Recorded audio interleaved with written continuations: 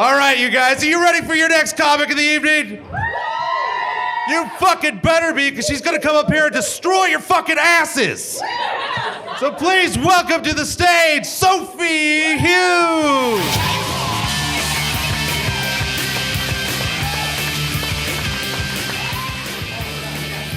Thank you very much. Thank you for coming down tonight. I gotta talk about this real quick. I got picked on a lot when I was a kid. Anybody else? Yeah. Anybody still getting picked on? Is that going on? Yeah. Okay. The thing about it is, you always got picked on about something you had no control over. You know what I mean? Like kids at school, back then my name was Dylan. I was still going by Dylan. Dylan K. Hughes. Kids at school would call me Dildo. I know, it's almost funny. It's so close. Some kids would call me Dylan Hughes because I was a chubby kid, but one guy found out my full name, Dylan K. Hughes, and started calling me Dylan Gay Shoes. Which is fine, don't feel bad, because I don't think it affected any other aspect of my life whatsoever. No residual damage there. All right, we'll talk about this real quick. We'll address it. I'm a transgender person, about 2 years, oh, woo! I didn't do it for the accolades, I did it for the tits, don't worry. Okay, I'm about 2 years in now, and it's been a really interesting 2 years. I've learned a whole bunch, I've experienced a lot of stuff, and I've had some fun with it, you know? Like, what's really fun is running into people who didn't know you were transitioning, like guys that I was on the high school wrestling team with. That's fun. They always look at you and go, huh. That explains some shit. The last time I ran into this guy I went to high school with, and his exact reaction was this. He went, "Holy shit! Hey, if that's what makes you happy, if that's who you are, that's fantastic. Just don't hit on me, okay?" I loved that response. Do you think that guy just says that to everybody he doesn't want to fuck? That was amazing. Another thing that happens a lot is I get asked really inappropriate questions. I mean, this is shit you would never ask a total stranger. I don't know why they feel like it's okay, but they always start the same way. They always go, "I just have to ask." And I love that. Oh, well, if you just had to, thank gosh you did. Ask that horrible question in front of my family. Well, let me ask you a question. What would have happened if you hadn't asked? Would you have died, or would you just spend the rest of your life unfulfilled? You wake up 10 years from now going, "Shit, should have asked if her tits were real. Oh, what am I gonna do with myself? I blew it." I love the logic, though, that they know it's wrong, but they feel like it's okay if you prefix it with, "I just have to." I love that. We should have been using that all throughout history. We could have had great moments like, "Well, I don't want to. The thing is, I just have to invade Poland. I mean, they're right there. It's driving me crazy." Then everyone would have been like, "That's cool, Hits, live your truth. Just don't hit on me."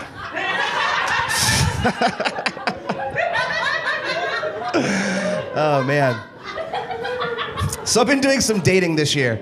It's been interesting. I mean, dating is hard for everybody. I just happen to have a couple of extra obstacles, is what we're gonna call them. And it's been tough. And I tried some online dating. I tried OkCupid, I tried Tinder, and it didn't have a lot of success. And eventually I tried Grindr. And if you don't know, Grindr is a dating site for gay men. And the other unique feature it has is it doesn't just tell you when someone new likes you, it tells you when someone new likes you and the exact distance they are from you right now. Yeah, this is a weird feature. You're like, "Oh, someone likes me who's 25 feet, 24 feet, 20... What am I, like a cock prospector? What is that?" "Oh, there's boaters in them thar hills." And you go and you get them and you bite them to make sure they're real. And they are. I think it brings a whole new meaning to the term divining rod. That's a ye oldie joke. Little prospector joke for you. So, I was using Grindr in my apartment, and it said, "Someone new likes you who's 5 feet away." And I live alone. Scared the shit out of me. Until I found out it was my downstairs neighbor, which was a relief. But I think they need to include something that's not just distance, but maybe elevation. Yeah. Because I would love to see my phone say, hey, the person you're directly on top of likes you. I should hope they like me, phone, or I'm in big trouble.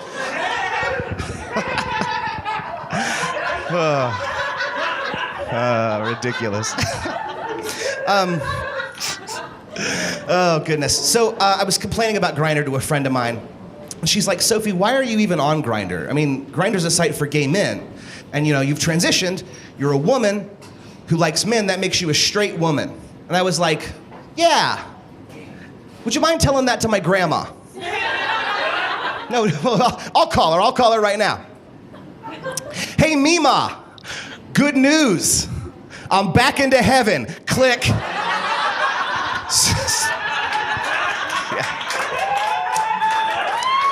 Yeah. It's long distance, so we keep it brief. Shit. All right, so that's all the transgender material I got. Y'all comfortable with the subject? Cool. I'm gonna talk about this. So I live in downtown Boise, and I was hanging out, because the weather's nicer, and I was outside my apartment a couple days ago, and I saw this family walking by, and they were just so cute. It was like a dad and his wife, and they had a baby stroller that's got 2 babies in it, and the dad's got this little toddler on his shoulder, and I'm just watching the family walk by until I see the dad's t-shirt says, "Go fuck yourself." Tour. The tour of Go Fuck Yourself. As he walks past, I'm just staring at him, and the back of his shirt says, "Sponsored by your mother."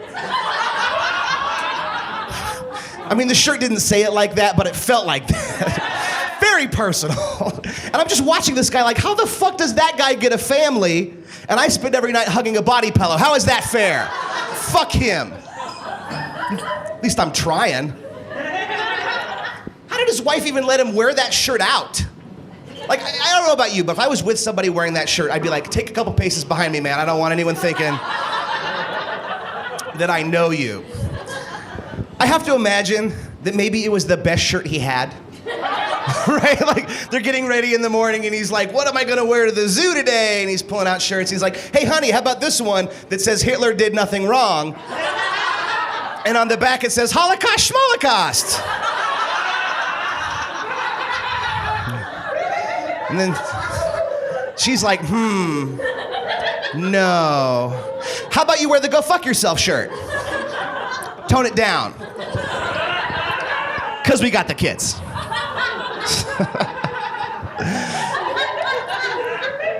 Speaking of stupid shirts, because that's the kind of edgy comic I am. I talk about shirts. I'm raw.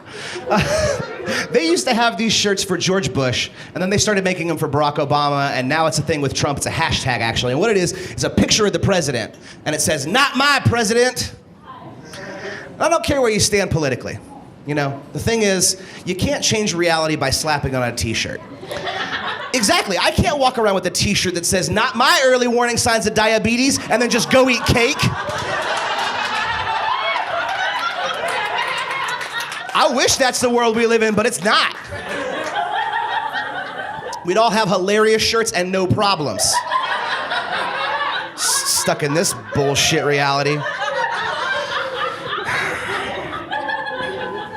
So I'm told a lot that I talk a lot about sex and stuff in my act. And the thing is, you know, the advice you hear the most as a comedian and a writer is people say, you gotta write what you know. And I always said, fuck that, I wanna write about sex. So that's what I did.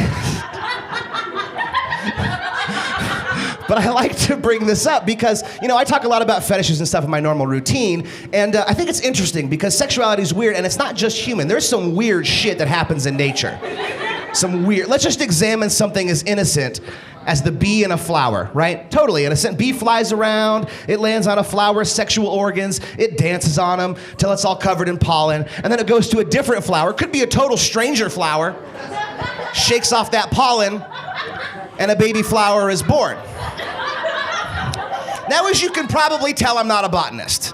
But to the best of my knowledge, that's how that works. And it got me thinking, what would the human equivalent be if we needed a third-party species, like a turtle or a ferret, and it would just scamper into this room, and it would run up my dress and dance all of my business till it's just covered in Sophie pollen. And then it would run out into the audience and up one of your pant legs, and you got a baby this without so much as a buy your leave. And it's all your fault, because you didn't tuck your pants into your socks, slut. Just saying. Got me thinking. So I researched this a little bit, and I found out that flowers actually do a lot of their pollination through the wind. So the bee doesn't even really need to be there. Someone is taking advantage of someone in this sexual relationship. And I know what you think. You want to blame the bee because the bee is mobile. But think about it. What does a bee know about sex? They have a queen that's just pumping babies out all day. Your average bee's never going to have sex its entire life, so it's flying around with childlike innocence, being lured in by these pediflowers. And I'll say it if no one else will. Pediflowers. Don't laugh. This shit's happening in playgrounds, schoolyards, potting basins. Spring is coming up, people. Pull those perverts up and lay down some bark. It's my PSA. Thank you so much. I'm Sophie Hughes. Enjoy the rest of the show.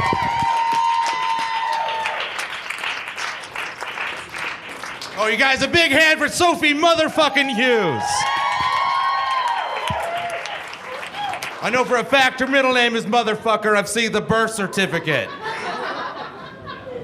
Yeah. You guys, I kind of want to fuck a flower. Bees are fucking weird.